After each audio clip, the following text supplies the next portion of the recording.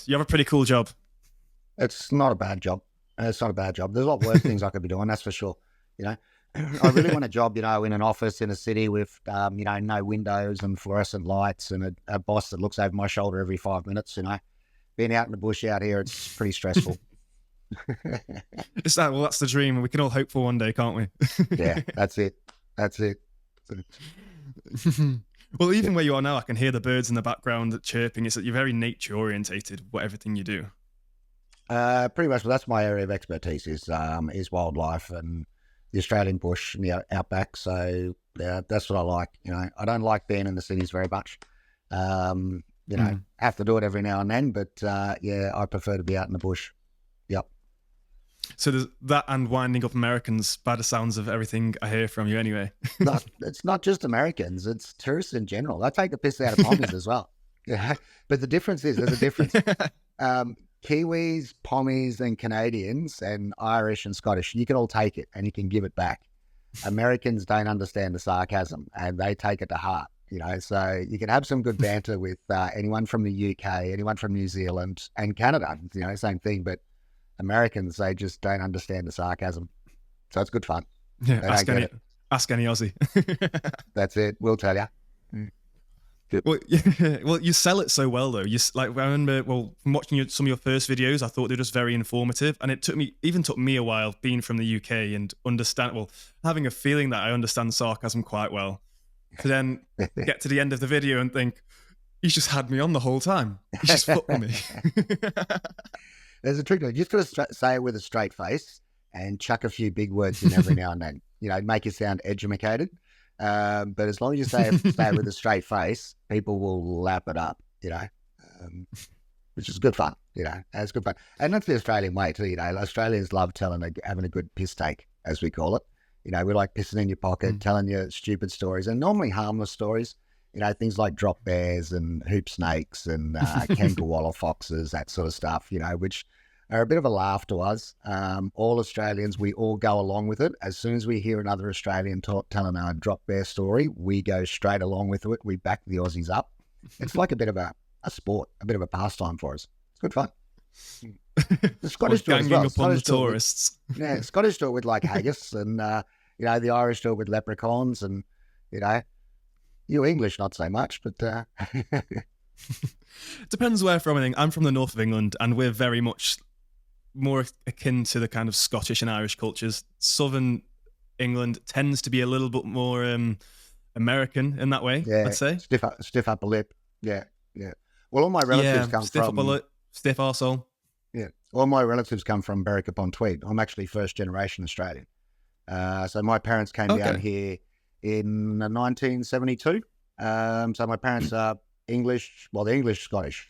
They were born in England, but they call themselves Scottish because they were born on the borders.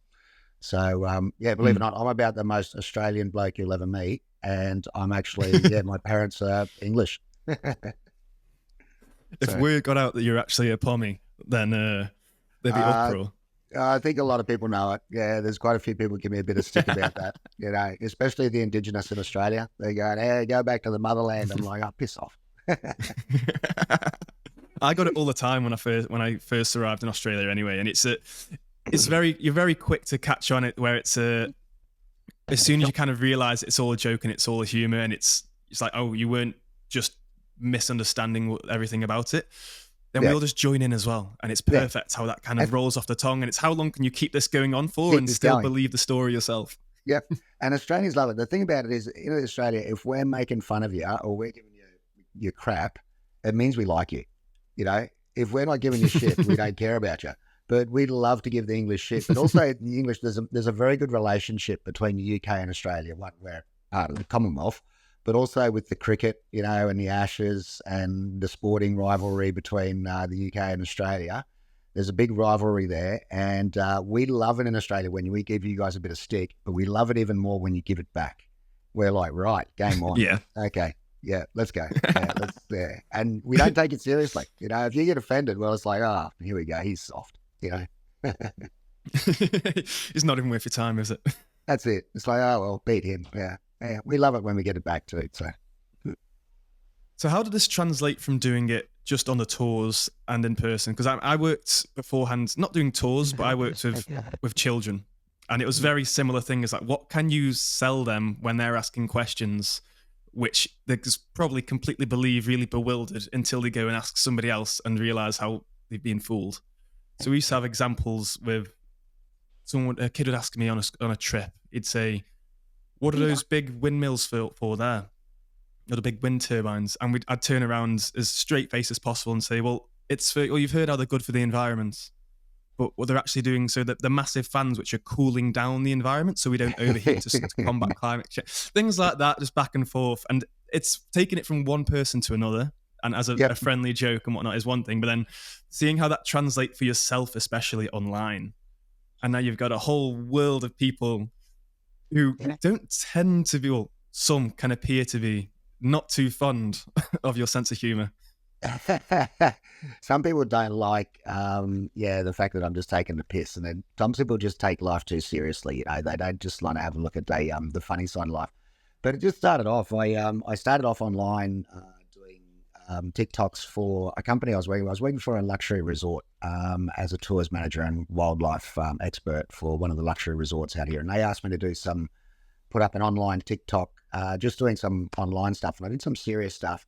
And then one day someone asked me about hoop snakes, and I did a hoop snake story, which is a classic Aussie story. It's like the Scottish haggis, Irish leprechauns. Drop bears and hoop snakes have been going around in Australia since we were colonised. I'm pretty sure Indigenous were talking about hoop snakes. They've been around that long.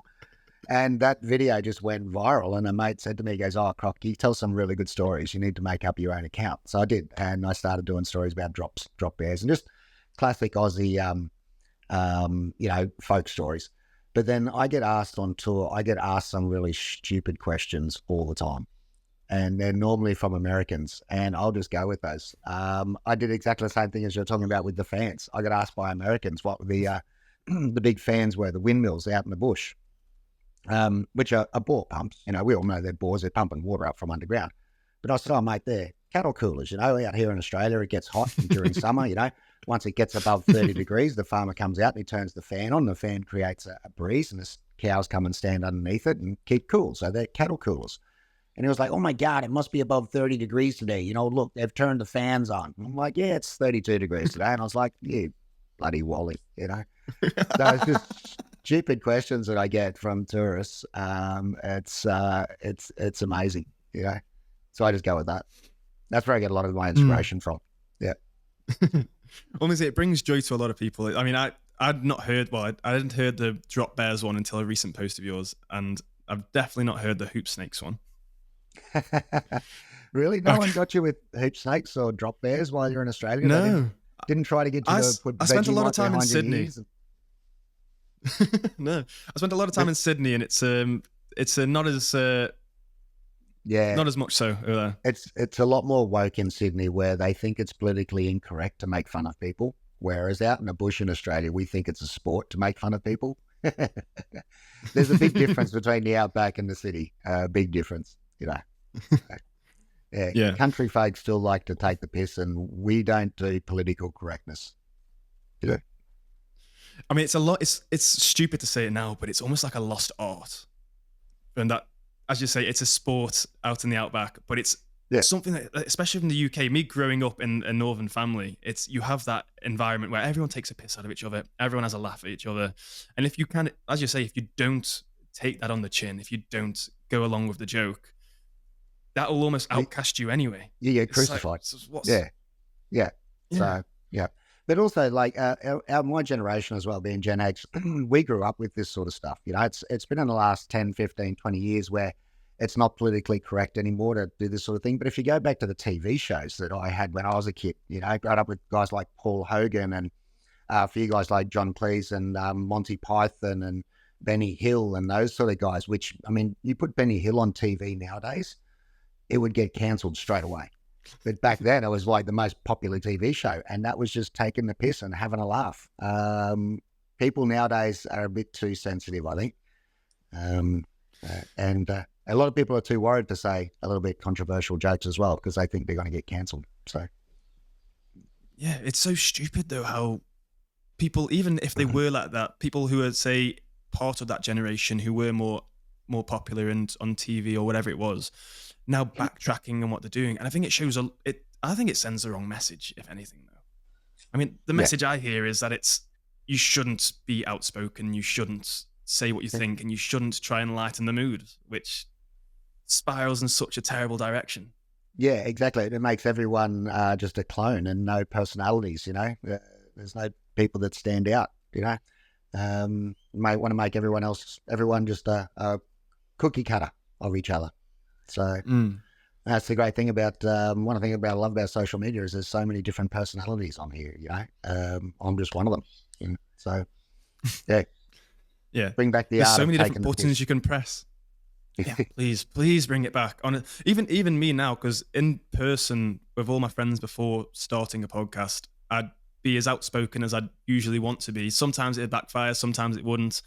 People I'm close to they'd understand and they'd get the jokes and we'd play along together. But it's even just when the camera's on, there's a part of you that thinks, maybe I shouldn't, because there could be somebody who doesn't. It's not even like they get it's a joke and refuse to take it serious. Well, refuse to take it as a joke. They just sometimes genuinely just oblivious to it. Yeah. Well, I have that too with a lot of my content. I have to think, well, hang on, I can't say it like that. I have to say it a little bit differently because someone might get offended. If I said it the way that I actually wanted to say it, I would be cancelled straight away. You know, if I said it the way that I say it to my mates down in the pub, it would last about 3 seconds and TikTok would take it straight down. So even with my content, I have to sort of think about how I'm going to say it to bring it across in a way that I can get across. And there's a lot of things that I'd like to say, a lot of jokes and a lot of that sort of stuff that I'd like to say, which is humor, which I'm not game to actually put on TikTok, you know. Even the one about the camel toe, which I did very recently, I was umming and ahhing on whether or not that would get taken down. It hasn't, but you know, that's the sort of thing that's put. And for me, down at the pub, that's nothing. You know, that's talking about a camel toe is absolutely nothing. Yeah. Everyone's got those group chats, and every guy at least has got those group chats, and they've got their mates at the pub where there's nothing off the table. Everything's out on the table, and you could say them as crude, horrendous things, and it's just funny. It's just funny. That one chat group where when you get a message or a video, you make sure there's no one standing around you when you open it up. I've got one of those. Exactly. Yeah. Because you know it's going to be offensive to someone, just not us. But even then, should we worry about it? Should I and ah, as you say, about the things and the type of content that you want to put out there, either the type of message you want to share, or even then, just do you fuck all of that off and just say, I just want to have fun. I just want to chat shit with my mates. People need to learn how to just scroll on. If you don't like something, just scroll on. You know, and if something's really like offensive or a comedian's really bad or offensive to you, well, then you can actually hit the block button or the, the mute button where you don't actually see their content, you know. But as far as like comedians and that sort of stuff go and people having fun, go for your life. As long as it's not anything illegal and nothing to do with children, go for it, you know. Say what you want, you know. People just need to scroll on. There's too many Karens that they see something and they've got to jump in the comments and they've got to leave a comment. And I'm like, well, mate, if you didn't like it, why did you bother coming into the comments and leaving a comment and boosting my algorithm? Thank you very much for that and sending it out to more people, you know? I don't think a lot of people realize that when they come into the comments and they make a comment, oh, you should be banned. It's like, well, no, you actually just send it out to all your friends because you've just commented as well, you know? It's so need much a culture of scroll on. I mean, scroll on or not, I mean, it helps the people involved. I mean, I see it from perspective now whenever I scroll through TikTok or Instagram or any of those where it's the virtue signaling is the part that absolutely, the irony is just nonsensical. As you say, it boosts your algorithm and just does the complete opposite that it's trying to achieve. But it's been instilled in so many people who are effectively in the same way that my generation and even more so for your generation were raised on that kind of model where what's on TV and what's on this is the kind of ideology you've got to kind of follow at the same time. And we were effectively raised by TV to some degree. My generation more so than yours, where I would love to have lived in a day and age where it was just common knowledge that you were raised by nature and the people around you in your community, Well, and that's how you've got your we didn't have that characteristics. much TV to pick from as well. You know, like we didn't have iPhones and YouTube and all that sort of stuff. We had 4 channels. I knew exactly what I was going to be watching on 6:30 on Saturday night. Everyone in Australia watched it. It was Hey Hey, it's Saturday. Thursday night at 6:30 after the news, we'd be watching Funniest Home Videos. We knew exactly what we were watching. You know, we'd watch Neighbours, the news, then Funniest Home Videos each night. There was 4 channels to choose from. And you watched TV from like, you came home from school at 3 o'clock, you went outside until the street lights came on. Then you'd come inside, you'd have dinner, you'd watch the news, and then whatever TV show, 7:30, bedtime. That was it, you know. Now there's so much access to information with screens and iPhones and all that sort of stuff, you know. I have a problem with my son. I've got an 8-year-old, and 8:30 at night, he's still laying in bed, you know, scrolling through YouTube. I'm like, no, we've just watched TV. That's all over now. So it's a little bit different with the access to TV and that sort of stuff as well, you know. Well, yeah, with the access especially, and to drill the point home, I see it as it was, as you say, there wasn't many channels to choose from, and even in my childhood, there was more channels, but it wasn't unlimited, and everyone tended to gravitate towards the same things. Yeah. So you kind of knew if there's this comedian or this TV presenter was on all the time, everybody was sort of on the same page of what's acceptable, what's not acceptable. Yeah. Yeah. And then now everyone's getting such tailored media just to what's going to rile them up and what's going to get them to watch and not scroll on. That it's every single person you speak to is almost, there's a hesitancy with, do they get it or do they not? And it can take that minute or so to realize, are they going to be this kind of person? Or are they going to be that kind of person? It's fucked up. It's fucked up. I get what you mean. Yeah. How do you deal with that now with your little one, especially? With my son, I try to raise him a little bit old school as hard, sort of like I was. So when he comes home from school, it's like, okay, get changed out of school uniform, outside. See you later. Piss off. Don't want to see you. When the sun goes down, the street lights come on, then come inside, you know, and then he has his dinner and he has a few hours of screen time. That's it, you know. But it's hard nowadays, you know, when all these kids are on Fortnite, playing computer games in the afternoon. He's like, oh, I want to jump on the, you know, Xbox and play Fortnite with my mates. I'm like, no, dude, it's a beautiful day outside. Go and grab a stick and use your imagination. And, you know, like we used to, Dad, I'm bored. Well, here's a stick, you know. Can't entertain yourself. Yeah. So it's interesting you say about the imagination part of it, because it's limited to none. As my role with working with kids, it was trying to instill that imagination as much as possible, and try and get them to use it with what you're doing, involve the game, and they love it. They take to it like a fish in water, and it's just the effort that's needed now to actually get someone to buy along and believe, and also not to just think it's weird or it's boring because it's not something that you see online, or it's not the trendiest thing in the world. It's a bizarre trajectory. Yeah. The kids will do that, you know, like they'll be bored for a little while. Like I said, with that stick analogy, I did it with my son a couple of months ago. He said he was bored. We were outside and I said, there's a stick. And I watched him for about 5 minutes. 10 minutes later, that stick was a gun and he was going around shooting things. Now, it took him a little bit of time, but eventually his imagination kicked in. And that stick had turned into a gun, you know, and then half an hour later, it was a sword. So, just got to give them the opportunity. Oh, I'm bored. Oh, here's a screen. Go and watch YouTube. Leave me alone. A lot of parents do that now. So, yeah, well, it's something that's made it a lot easier, I imagine. But it's not something that's necessarily made. If it's given parents an excuse to not put the work in, then as we know from effort and hard work and how it pays off in the end, there's only really one way that you can see things going further down the line. Oh, there's going to be no one about playing with their kids anymore in the future if it keeps going that way. You know? There's not going to be any sportsmen. There's not. I mean, Australia is perfect for it, because when we were in Australia, we spent a lot of time on the northern beaches in Sydney, and seeing the difference between the kids there, and a big example I'd say was just for one example was Halloween. Halloween's coming up, it's just on the mind. That going around the UK and with what kind of a state it is at the moment, that people don't tend to walk the streets. You don't see many trick or treaters. You don't see many parties.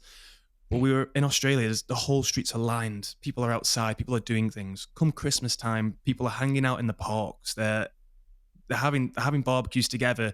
They all know the neighbours as if they're family. Yeah. And it's almost like I see it as almost like a last hope for society that this is still actually happening somewhere. Well, where it we just have doesn't happen anymore. Two great advantages in Australia. One is our climate, our weather. We have the environment, the weather to be outdoors. I mean, it's a pretty average day today. It's about 28 degrees, blue sky, sunshine. That's an average day. So we have the outdoors weather. It's nice to be outside in Australia. Now, I've been to the UK many times. And yeah, maybe 2 weeks a year, it's nice to be outside. But in Australia, we got that outdoor environment, which is great. So we like to and we've also got the room. So we've got the areas for go and play and kids to be out on the streets. The streets aren't that busy because we don't have a big population, so you don't have to worry about your kid playing on the street. You hear them yell out car, and then they'll get off the street and go back to playing cricket on the street or all that sort of stuff. Or there's parks everywhere, so we have the room as well. So they're two major things we have in our favour in Australia, which gives us an outdoor sort of lifestyle. But also the things like you mentioned, Christmas. You got to mention Christmas in Australia. It's in the middle of summer, so it's different. Yeah. It doesn't feel different. For me. It doesn't feel like Christmas. Well, so I've had Christmas in the Northern Hemisphere, and for me, it doesn't feel like Christmas either. For me, Christmas is going down the beach, playing cricket on the beach, drinking beer, and eating mangoes and seafood, and being out in the sun, and being passed out drunk by 4 o'clock in the afternoon. Oh, that still happens. That does still happen, just indoors. Yeah. I mean, don't get me wrong. I mean, we do have a white Christmas in Australia, and then we finish with the white, we get onto the red. So, but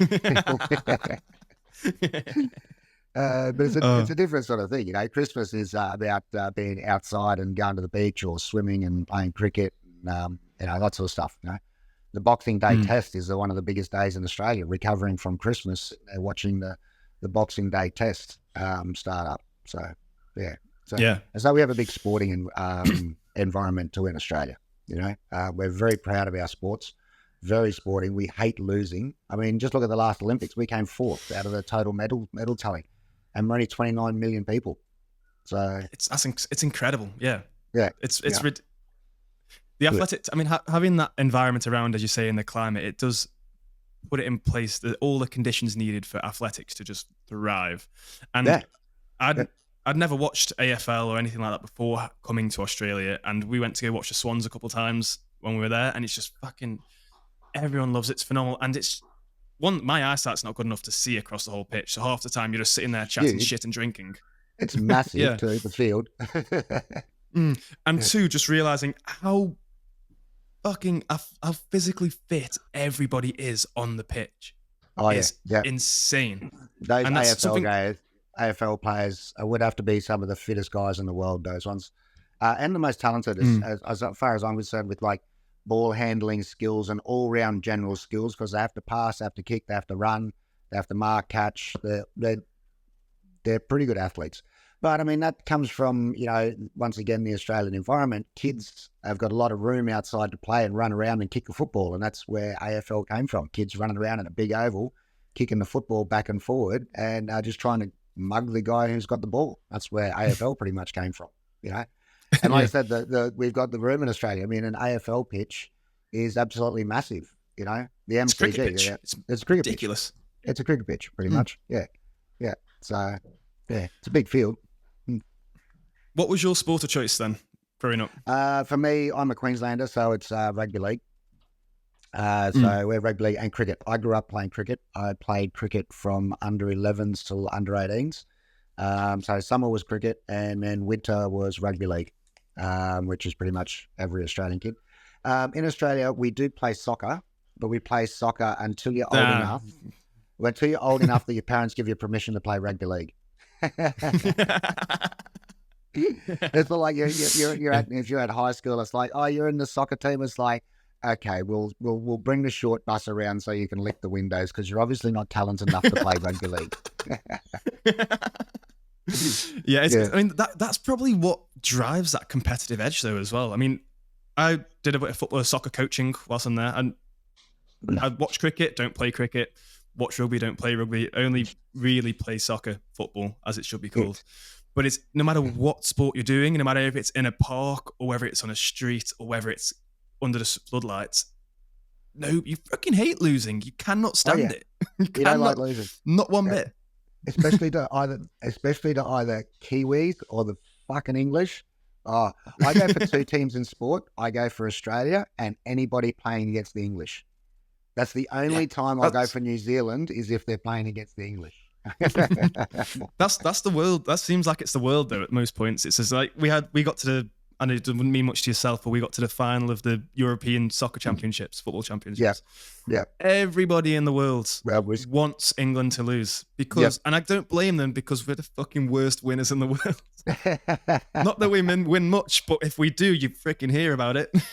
Yeah, but it's also like you're the motherland, you know. You're the colonizers, so to speak. But we don't worry about that too much in Australia. But just like you're the it's like beating your parents. You know what I mean? When you're a young kid, it's like, oh no, I've got to be your parents. Like, oh, the English are coming down, and those Kiwis, we just we just like to beat them just because they're Kiwis. Because they deserve it. Yeah.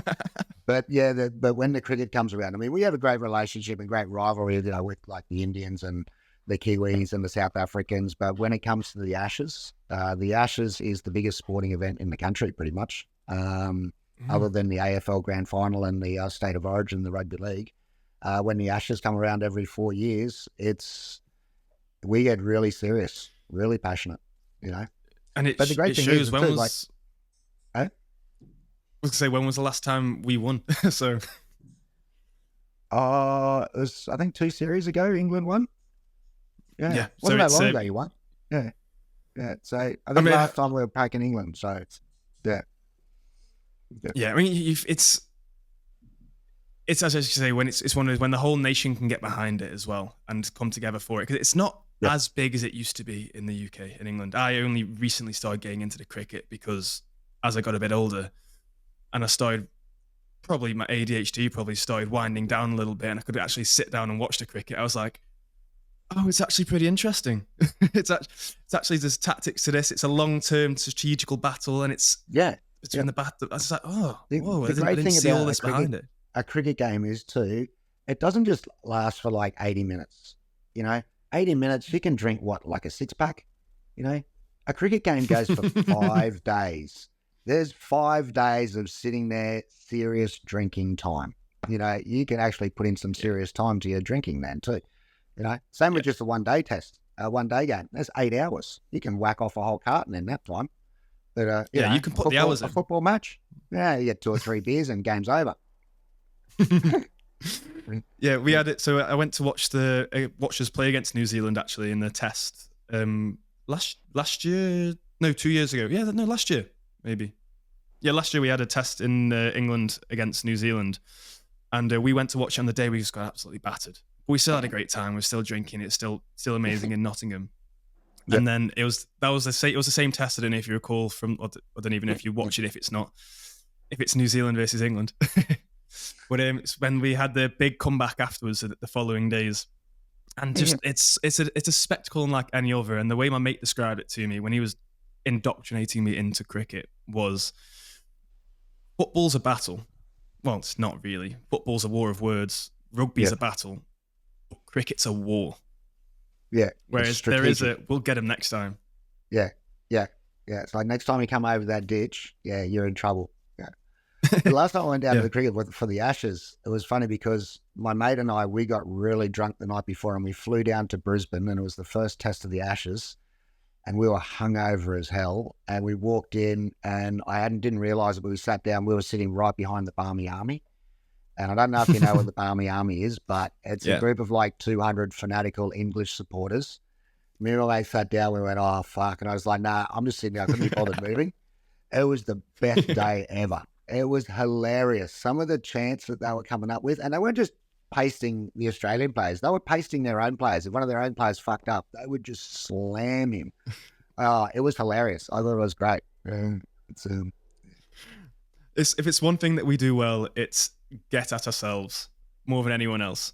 I mean, one thing being able to take a joke, but throwing them quite heavily at yourself as well is a surefire way to break down any bridges, burn down any, or build up any bridges between ourselves and yourselves. And I love it for it. That's why I love sport, and I genuinely can't understand people who hate sport because of not just fair enough, you might not want to watch it, but have you ever been in the atmosphere? Have you ever been there? Yeah, home fans, away fans. Game. Yeah, it's beautiful. Yeah. So just a little bit mindful of time as well, because there's some things I did want to ask you and get into beforehand, because when I spoke to you on the tour in Morton, you mentioned a little bit about the stuff you were doing previously and what got you into doing the tours. And being obviously being a very obviously outdoorsy kind of person, loving nature, loving the wildlife, and now venturing into this world. You also mentioned stuff like your stuntman work. Well, so I'll start from when I left school, which was a long time ago. It was at 1992. I ran away and joined the circus. Literally, became a professional flying trapeze artist and stuntman, and I worked for Club Med holiday resorts in 8 different countries around the world for about 6 years, learning how to be a trapeze artist and that sort of stuff. And then I went off to the States and worked for Ringland Barnum Bailey and Cirque du Soleil. And during that time, I did a lot of stunt work as well for quite a few movies, that sort of thing. I did that for about... How is that training? How is that training for the circus? Is it if you run off to the circus? Because you hear the stories previously is that, he's gone to run off to the circus, he's lost the plot, blah, blah, blah, blah, blah, what's going on? But how is that from the second you step up to the leader, what do you call them? It's a bit of a funny story. I was actually living and working in Byron Bay, and I saw an ad in the paper saying I was working as a professional kangaroo shooter at the time, by the way, out in Western Sydney, but based in Byron Bay. I saw an ad in the paper saying flying trapeze artist wanted, no experience required, and I thought it was a bit of a joke, so I sent my resume. No experience required. Yeah, no experience required. I was 18 years old. And the job interview, there was about 30 guys at the job interview. We went out to Byron Bay where they had a flying trapeze rig there. And there's an American guy that said, okay, the first 2 guys that can get up on the trapeze and hang their knees on the bar and then hang by their knees and stick their arms out, get the job. And I was like, I can do that. Anyone can do that. It's pretty easy. He said, all right, smart ass, up you get. So I did. I got up there and I did it. And I came down and I said, that was pretty easy. He goes, mate, I like your attitude. Do you have a passport? And I said, yep. He goes, here's a ticket to New Caledonia. I need you in New Caledonia in 4 days' time. So I went to New Caledonia and did 6 months intensive training in Club Med New Caledonia, learning how to work the trapeze rig and just put the guests up on the trapeze.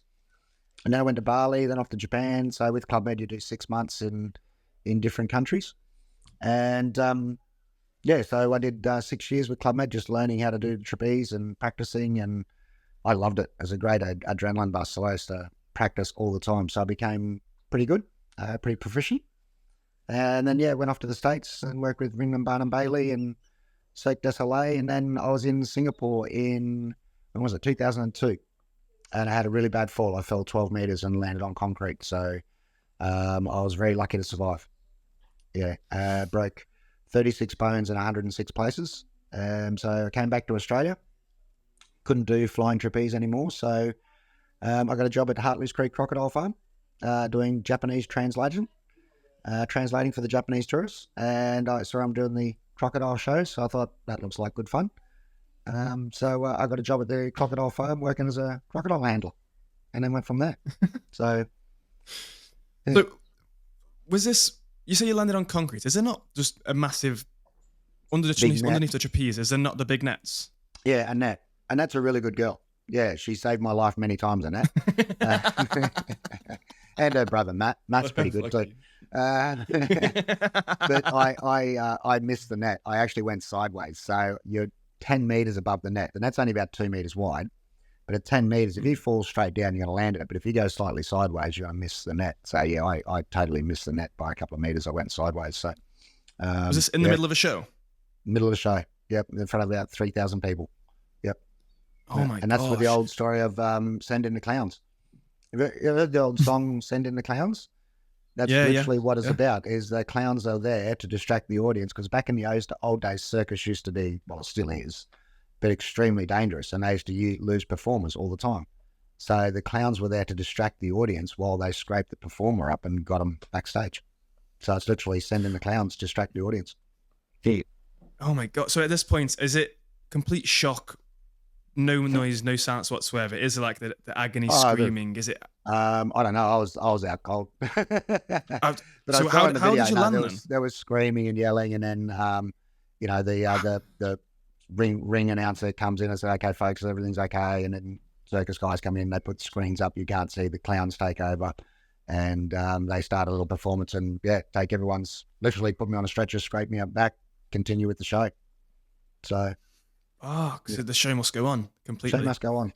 Oh yeah, show So goes how on. did you land then? Because to land from 12 meters So and that was break where so many bones, but still be able to walk. the circus, the trapeze training came in. When you land in a trapeze lat, you always land flat on your back. If you land on your feet, it's like landing on a trampoline, that's from 10 meters up. If you land on your feet, you can bounce sideways. But if you land flat, you're spreading out your body weight, and you'll just get absorbed into the net, and you bounce straight back up. So as I was falling, I was just thinking, land flat, land flat, land flat. So I just spread my body weight, and I landed like a big star, and it spread that impact over my whole body. Instead of, if I had tried to land on my feet, it would have put that impact just on my feet, which would have pushed my ankles pretty much up through my head. But because I spread that weight out and spread it over a larger surface area of my whole body, well, mainly my right side, I broke a lot of bones, but I bounced. Yeah, I bounced off concrete. I bounced about a foot. Yeah. In the video, you actually see me hit the concrete and bounce, a good foot. Yeah. I need to see this video. Can you send it to me afterwards? Oh, it's still on VHS. I'd have to. This is way before digital, mate. You're going to post it out. Yeah, I have to copy it over one day. Yeah. So was that just a completely circus is done? Back before there was any kind of the regulations in place, where obviously nowadays if that happened, you'd imagine a lawsuit coming your way or something. Oh no, it still happens. Right. Yeah, it still happens to this day all the time in flying trapeze. We have, like, you can go to a lot of flying trapeze schools. Like we have one in Byron Bay here in Australia. There's one in Sydney. The Club Med has them all over the world, and they'll put a safety belt on you in your safety lines. And when you're in safety lines, it's very, very safe. There's a guy holding on at the end. If you fall of a funny or something like that, they just pull on the safety line, just stop in midair. You can't hurt yourself. But when you take those safety lines off, it becomes very, very, very dangerous. Even just landing in that net, if you land in the net the wrong way, I've had quite a few mates, including myself, have broken bones in the net because it's strung like a trampoline. So you imagine falling on a trampoline from 10 meters, you land slightly funny, or you land with your leg underneath you or something like that, you're going to snap your leg or you snap your arm. So, when you take those safety lines off, it's very, very dangerous. Yep. So was the danger part of the appeal for yourself, or was it the thrill? Oh, yeah. The adrenaline buzz is great. Oh, I love adrenaline. And that's half the reason why I've done half the jobs that I do. I thrive on adrenaline. I love that natural high. Same with working with crocodiles. I worked with crocodiles for years, and you can't sell that feeling, that adrenaline feeling. Especially when you do on a trapeze, when you do a big trick and you do it for the first time you ever catch it and you make it back to that board, that adrenaline buzz it doesn't just last for a couple of minutes, it lasts for days. You're on a high for days. It's a good fun. Or when you do a big stunt and you survive that stunt, days later you're still like, that was good. So, yeah. So does that fade when you're doing shows almost every night on the road? Yes, it does. It does. You get complacent. And that was one of the reasons why I had my fall from the trapeze. And it's also one of the reasons why I got out of working with crocodiles, because I was starting to get complacent. You think you're invincible. You have all these, days and days and months, and you never have an incident.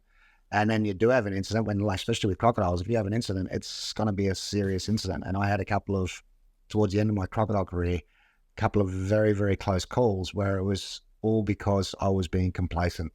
I was thinking I was better than what I was. And I nearly ended up as crocodile bait a couple of times. So that's half the reason I got out of it. Yeah. So yeah. were these shows you were doing with the crocodiles, or was this just as a handler? Yeah, so in Crocodile Farms, we do shows like hand feeding shows and that sort of stuff, you know, like Steve Irwin does at Australian Zoo and that sort of stuff. But back before Steve Irwin did the Baby Bob incident, you know, where he took Robert into the pen years ago. Yeah. Before that, there was no occupational work health and safety laws or guidelines on what you could and couldn't do in a crocodile show. We could do whatever we wanted, pretty much. And one of the crocodile farms I managed, the owner, Mick Treboni, he said to me one day, he goes, do whatever you want, just don't get eaten, you know? It's too much paperwork if you get eaten. Don't be on the menu. Nowadays, there's, occupational work health and safety, you know, and the laws and what you can and cannot do. You can't sit on their backs anymore. You can't stand on them. You can't lay on them. You can't ride them. You can't stick your head in their mouth anymore, which you used to be able to do. We used to do all that sort of stuff, you know? But you can't do that still anymore. See videos coming out now of people doing the same thing in sort of India and the Eastern India and world, Thailand, stuff like that. yeah, where there's no laws, but in Australia we're pretty strict. You know, you've been to Australia, you know, we've got lots of laws in Australia nowadays. But back then you could do pretty much anything you wanted, you know. And so I had a few very close calls. Do you think it's a good thing that these laws are in place now? No, I don't. I think there's too much. There's not enough natural selection anymore. We need to put a bit of chlorine in the gene pool, you know. I see it all the time. The idiots are breeding. We need to thin them out. You know, Mother Nature normally does it naturally. We're interfering with Mother Nature by taking out that chlorine out of the gene pool, you know. And you see it all the time. I see some kids nowadays, I just think, oh my fucking God. It's like, how do you tie your shoelaces? I actually said that to a guy the other day.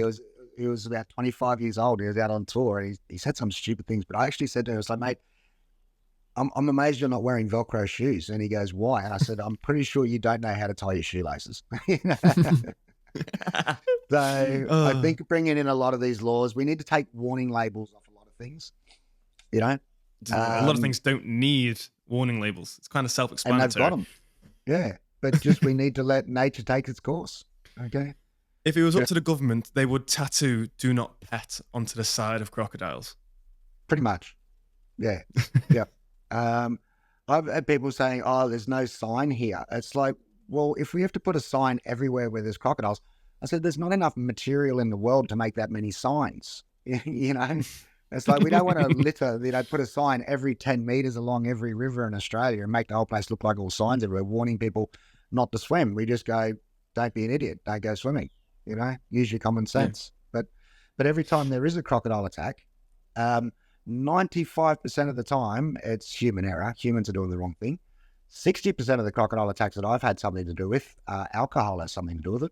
Probably more than that, probably about 70%. You know, it's amazing what people will do when they're drunk. You know, the old saying of hold my beer and watch this, you know, and it's normally young single males, you know, trying to show off in front of females. So yeah, we need to take those warning labels off things and let people just like, okay, let Mother Nature take its course, you know. So there was an old expression in the UK, at least. I don't know if it's the same in Australia, but it's it used to be called a nanny state.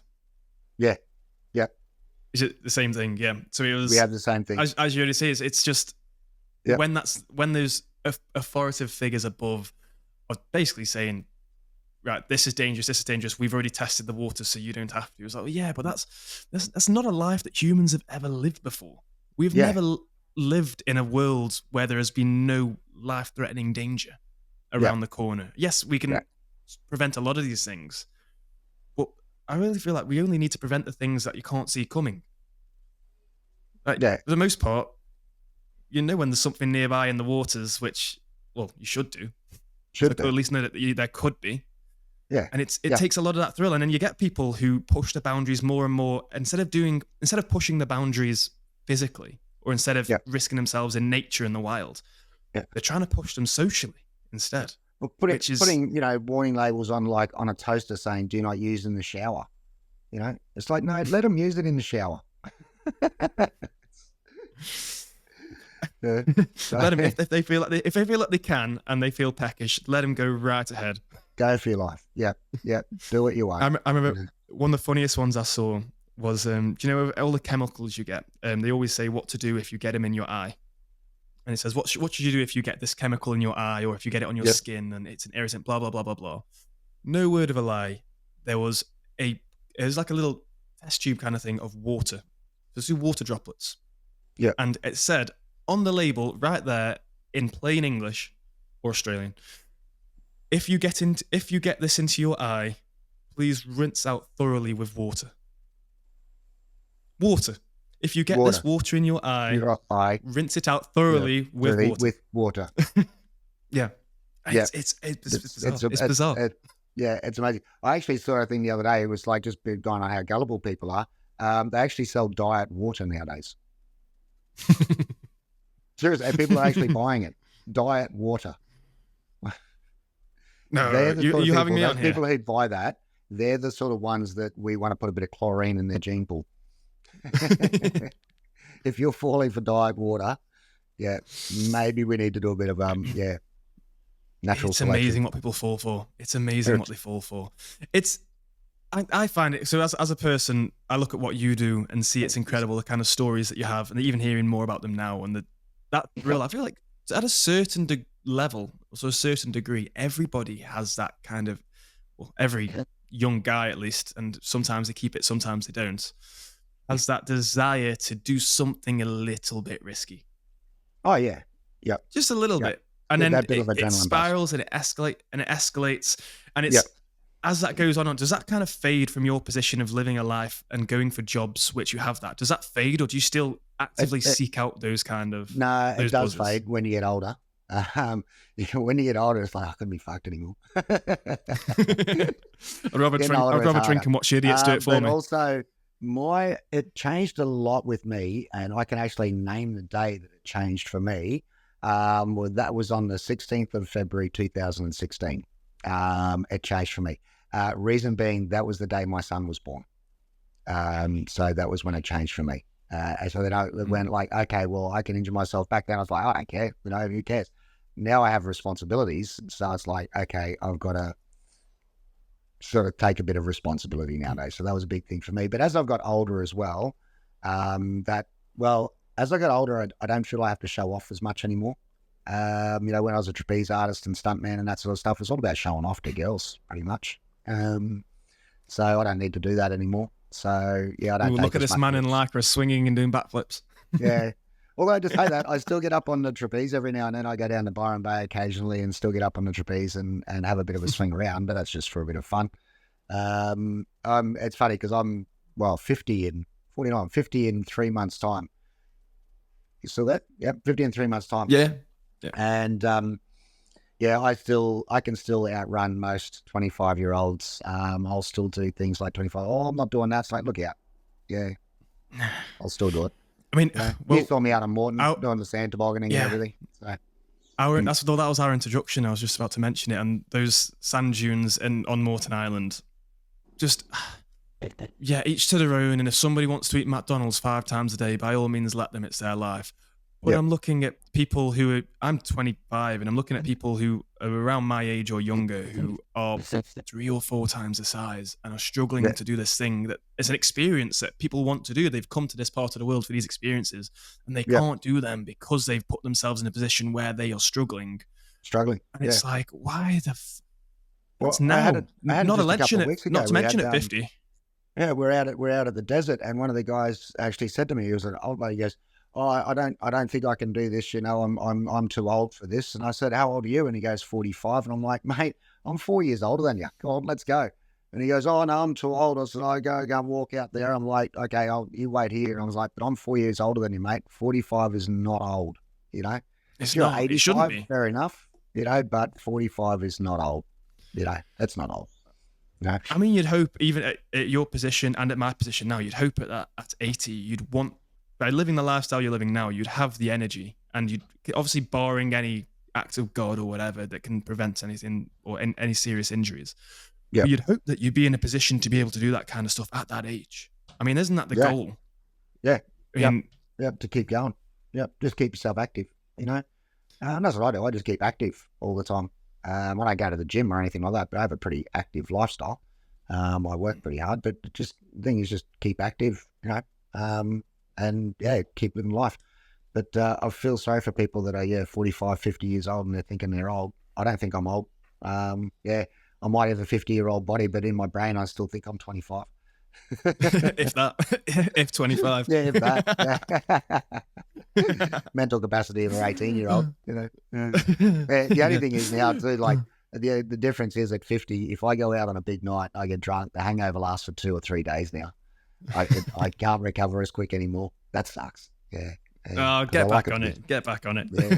But What makes it worse makes it better. Too, now, as you get older, you get to the point where you go out drinking and you get to a spot where it's like, okay, and your body just says, no more, or you're going to feel this tomorrow. The body sort of says no more. And if someone brings out shots, it's like, fuck off, leave me alone, go away. Where's your sense of adventure? Yeah, I've been down that adventure. It leads down a very dark slope. The ending doesn't change. The ending doesn't change, no matter how many times you try. But then, sorry, saying that to the people that you take on the tours, because I mean, it wasn't easy by any stretch going up those hills, like and Morton and the sand dunes in particular, and the other stuff as well.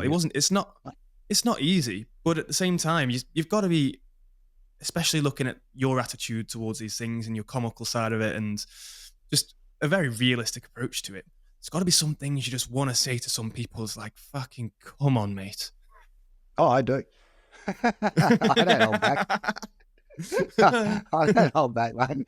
I tell them how it is. But I can get away with it too. I've had quite a few of the other guides just actually, well, even Josh, the other boss, has said, I don't work for him much anymore, but he said, Croc can say some things, don't you try it, he says it to other guys. I have a way of saying it. I can get away with it, I called people pretty much a fucking idiot, to their face. But then you laugh and it's like, oh, you're a fucking idiot. Come on, hurry up, Some people haven't got that sense, that skill though. A lot of people haven't got that skill of like, you can tell I'm joking. Some people, it's like, are they being serious right now? Is he actually just called me that on this tour that I've paid to come on and have fun, and is this and the tour guide just blatantly insulted me? Yeah. And he's just called me a fat bastard, and I can't walk up a hill. Yeah. You also got to read your audience too. There's some of them was just like, well, I'm not even going to bother with them. But half the time it's like, come on, you fat prick, go on, I can do it, you can do it. Come on, hurry up, let's go. It's like at some point, I'd like to believe that it's at 50 years old in particular, hopefully sooner, but maybe not everyone would see it that way, that at some point you've earned your license to just be unapologetically yourself. Yeah. I mean, you should be able to be unapologetically yourself at a younger age, but in terms of the social side of things and not disrupting the peace and unintentionally bringing others down, sort of having a negative effect.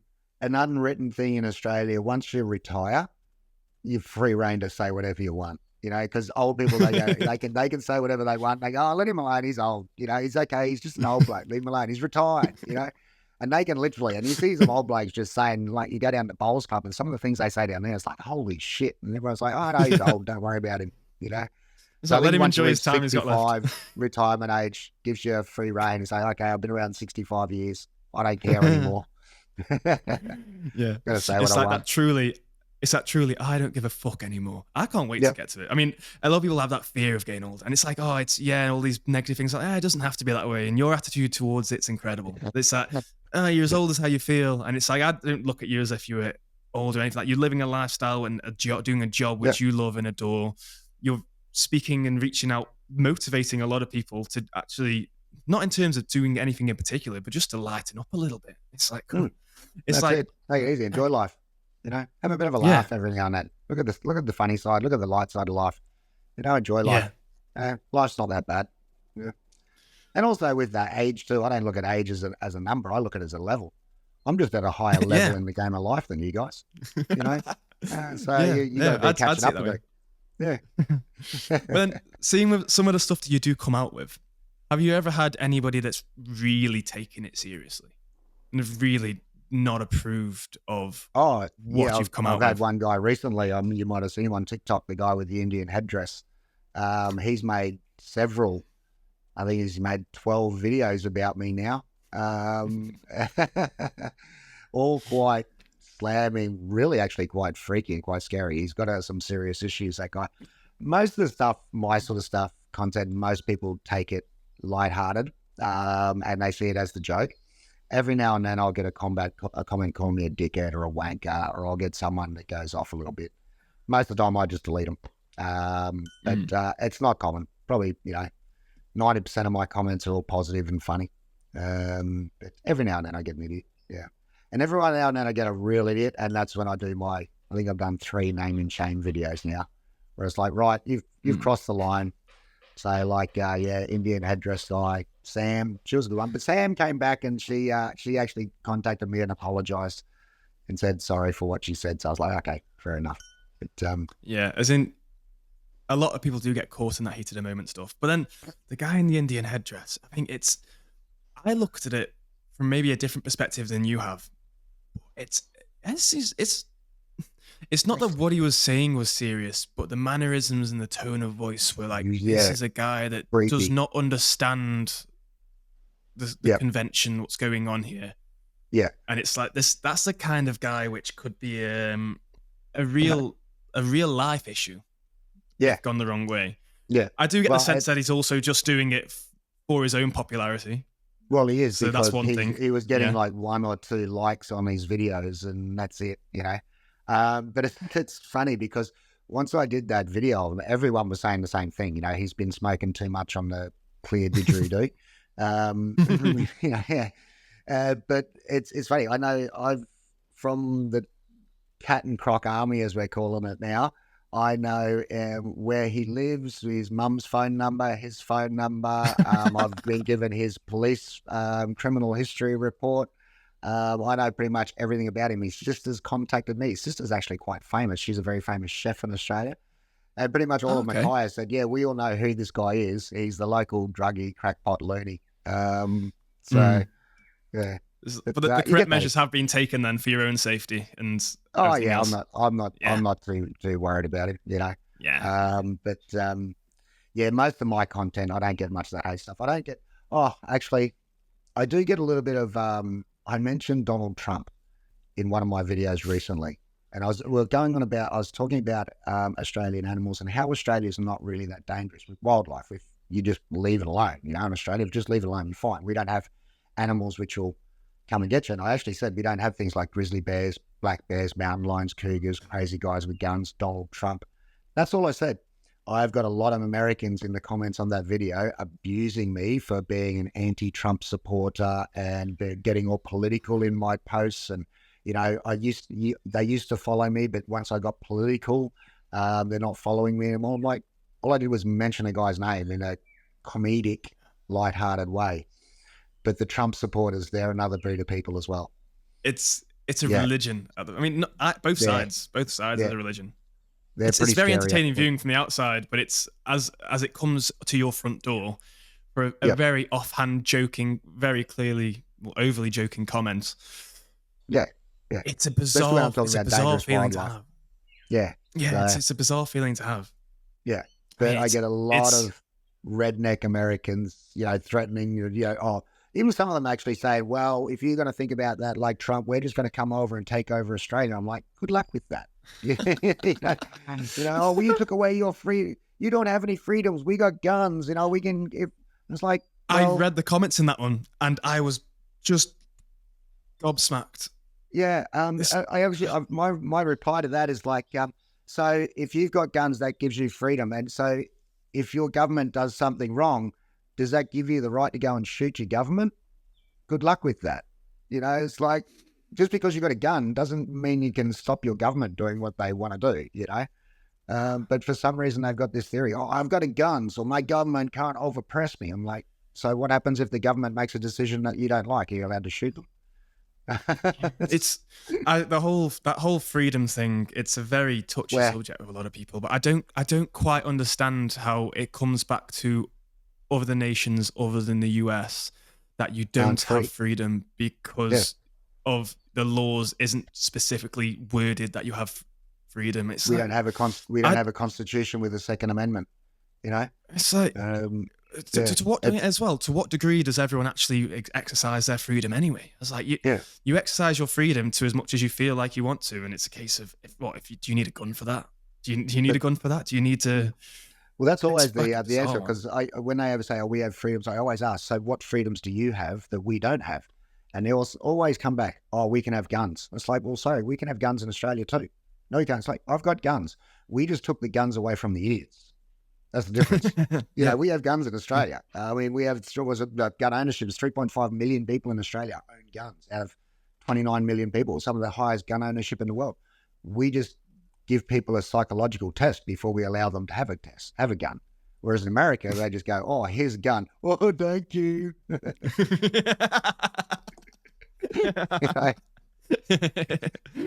Cures mine. So how do you protect yourself? It's like, well, in the UK, how do you protect yourself from a guy with a gun? You don't have to, because the guys don't have guns. You know, the police don't even have guns in the UK because they don't need them.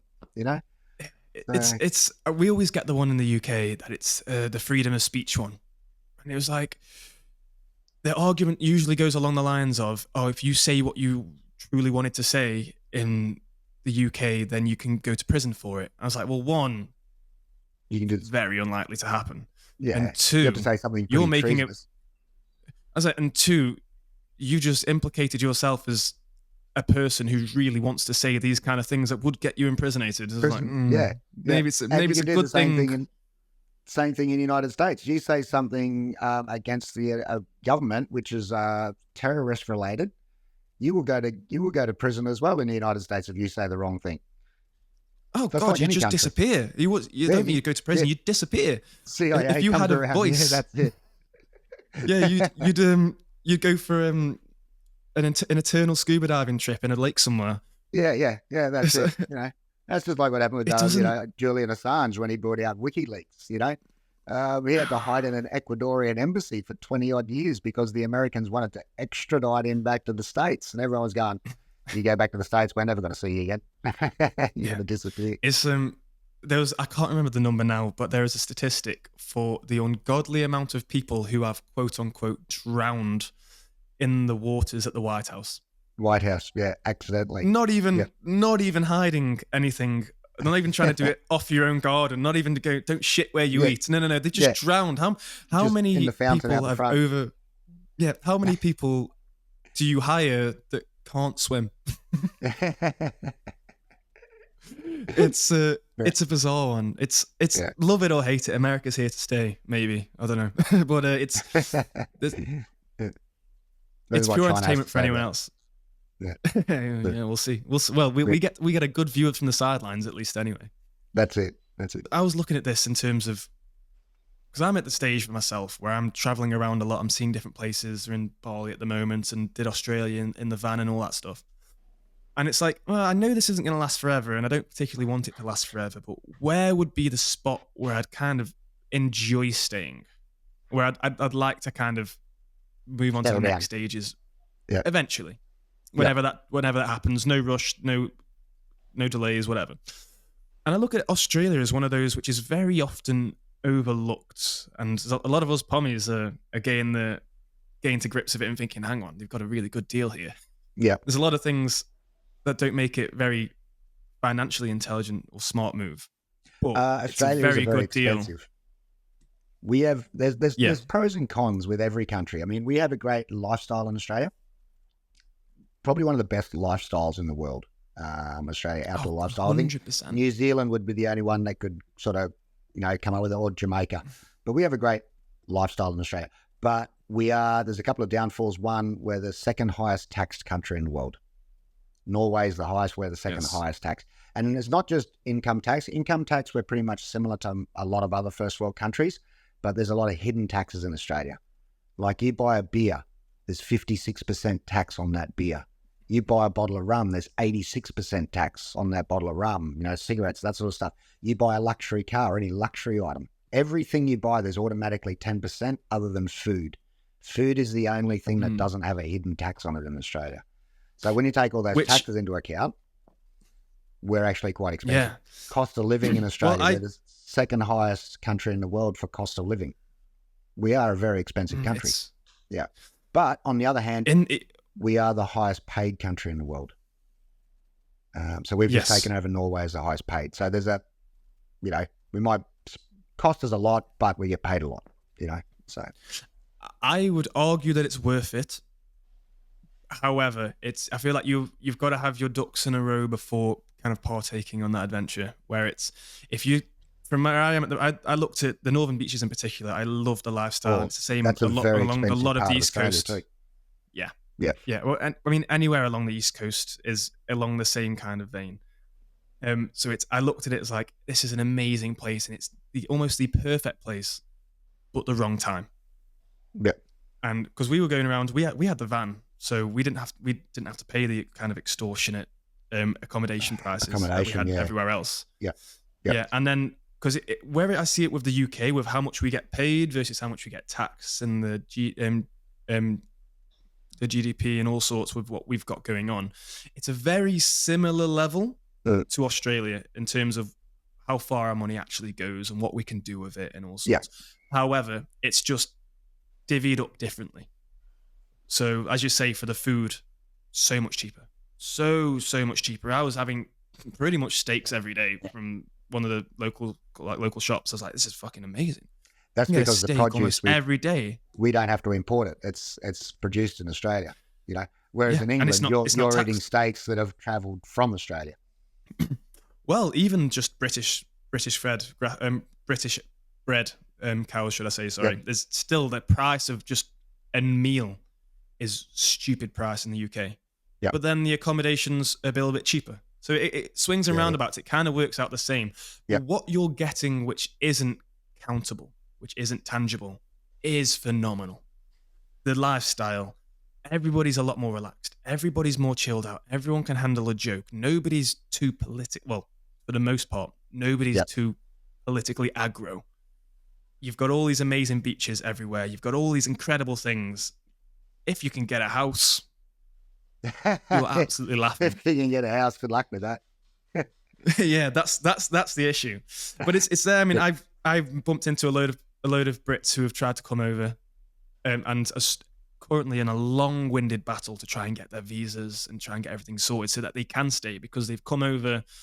For the most part, it's the same as what Aussies did going over to the UK, where it's like, right, we've just finished university, or we don't really quite know. Let's go fuck off for a bit, fuck about, sow your wild oats and all that kind of stuff. And it's great fun. And then by the time you finish there, you're like, why the hell would I go back?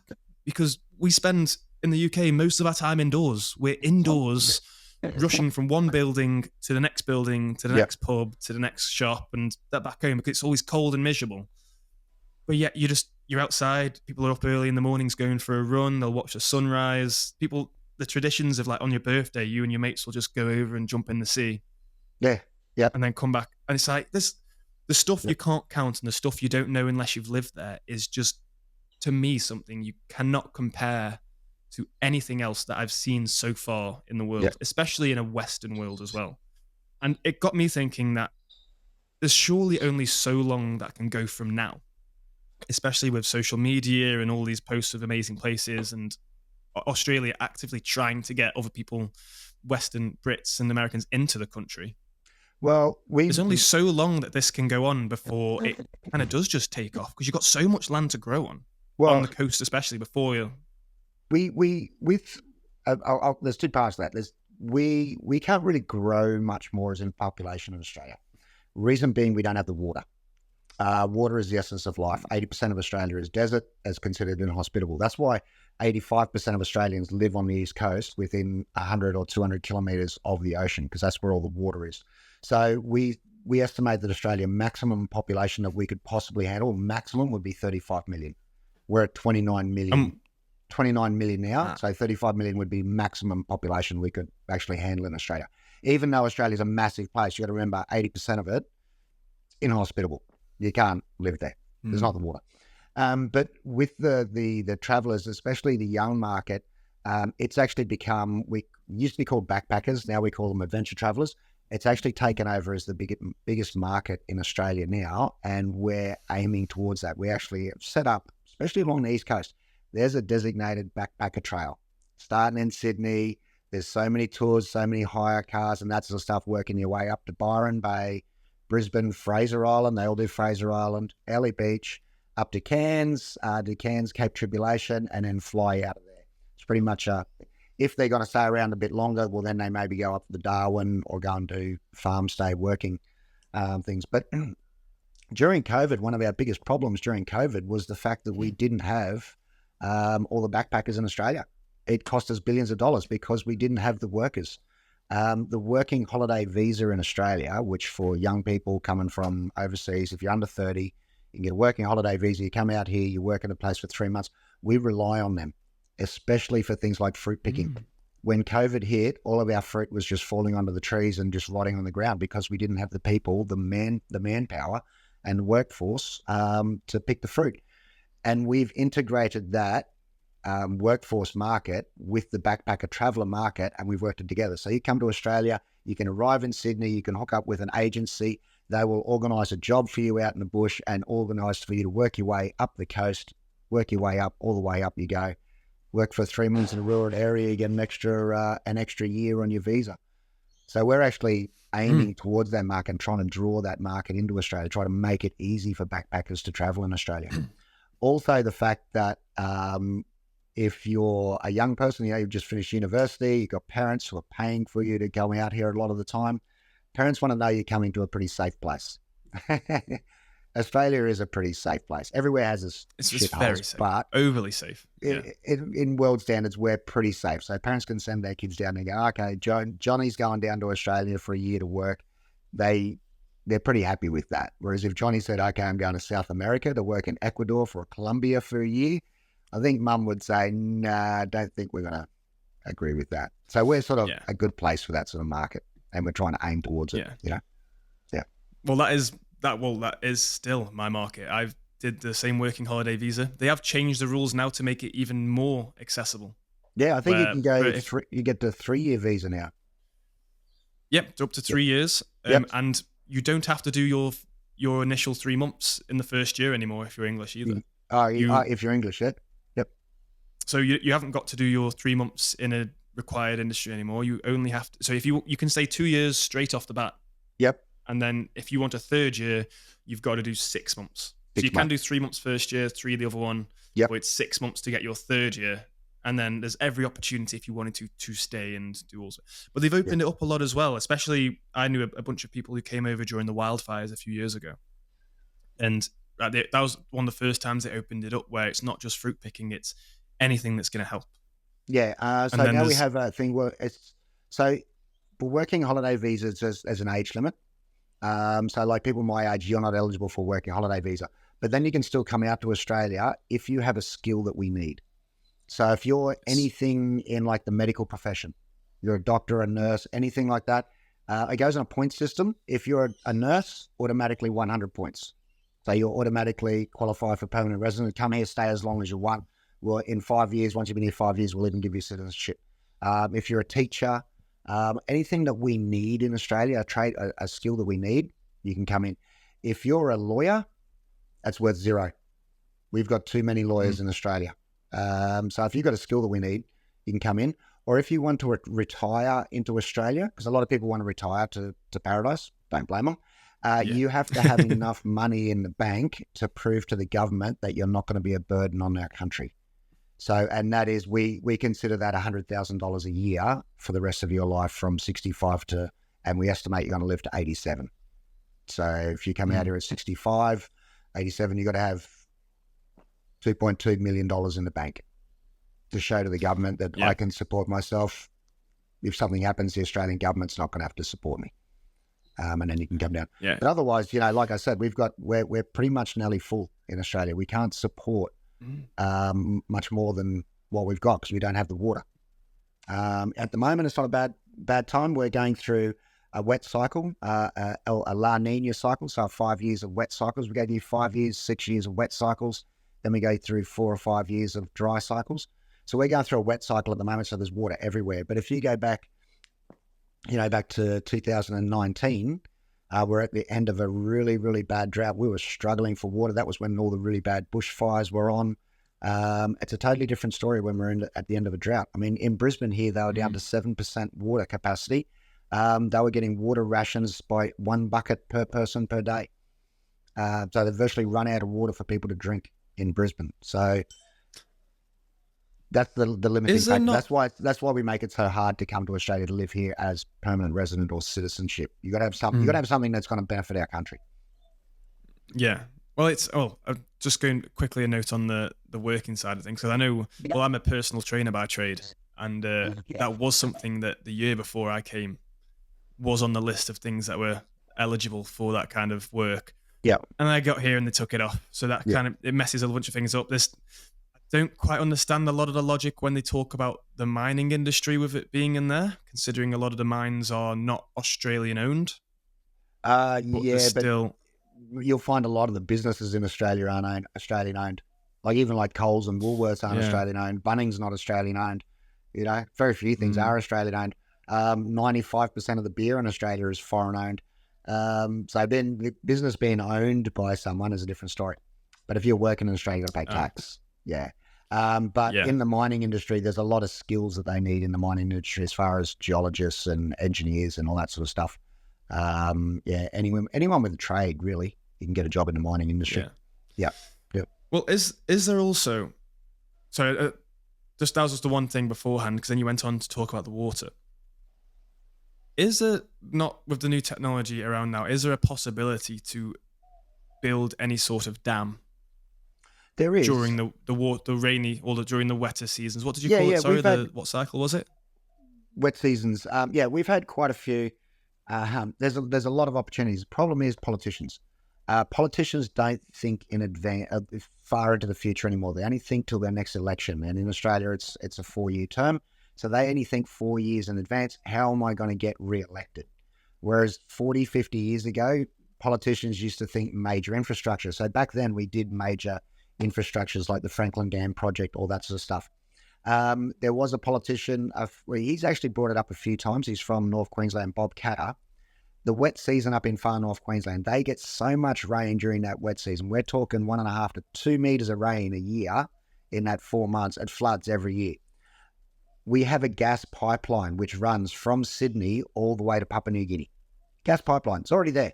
All we have to do is run another pipeline next to it. So the land has already been acquired, run a pipeline next to the gas pipeline and just pump the water from the wet season from the overflowing dams in North Queensland, pump it down to southeast Queensland, put it into the Murray-Darling system, which floods all of southeast Queensland. New South Wales, Victoria, southeast Queensland all gets as much water as they want.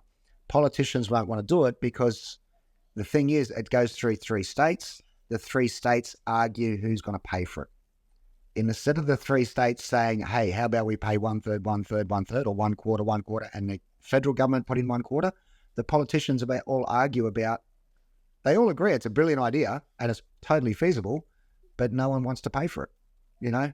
That's so bizarre. That's ridiculous. And every time we come up for a drought, everyone says, well, why haven't we built that pipeline yet?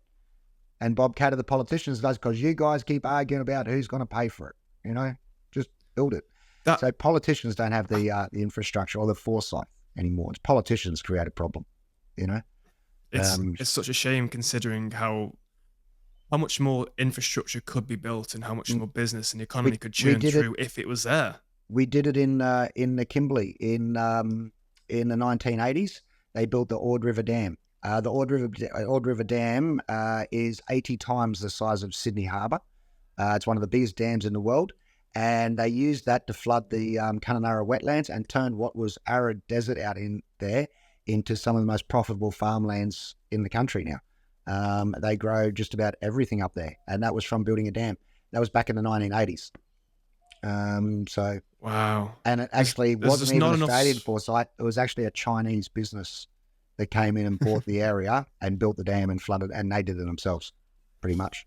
There's not enough selfless people in the world anymore to do those things regardless of their own back pocket or own self-interest. Yes.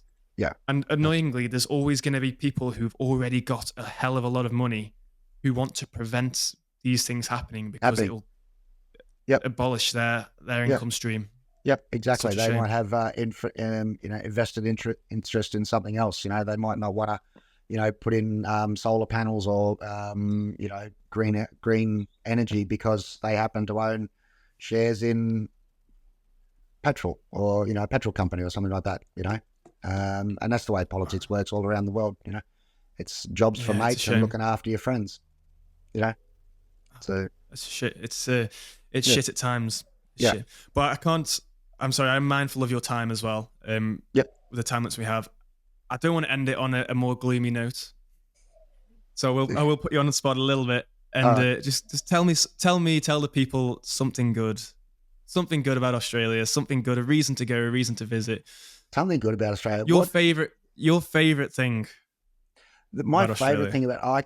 thing that's really putting me on the spot. My favorite thing about Australia, because there's so many great things about Australia, like our lifestyle, our environment, our flora and fauna. I mean, our wildlife is just absolutely spectacular. It's not as dangerous as what you think. Just leave it the fuck alone. Okay, don't fuck around with it, and you'll be fine. Don't go up and go, crikey, I haven't been bitten by this snake yet, but I reckon if I stick my finger up its cloaca.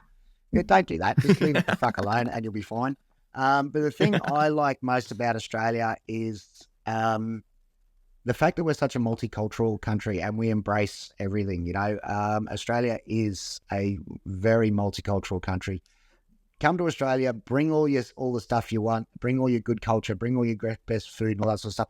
Just leave your shit at home, okay? But I love that. I mean, like Australia, you go down to Melbourne, you go to Lygon Street in Melbourne, and it is just some of the best Italian food you can eat. I mean, Melbourne has the biggest Greek population outside of Australia.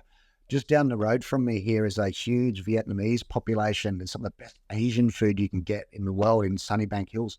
And they've all come to Australia and they've bought all the good things and they've embraced Australia, embraced Australian culture.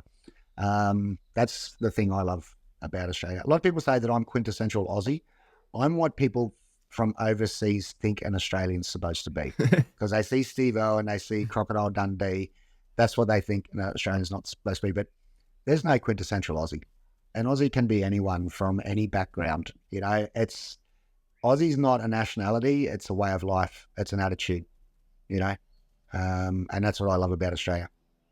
So, Jay, come on down, experience it for Beautiful. yourself. Yeah, Beautiful. Ask any Aussie. ask any Aussie, they'll tell you.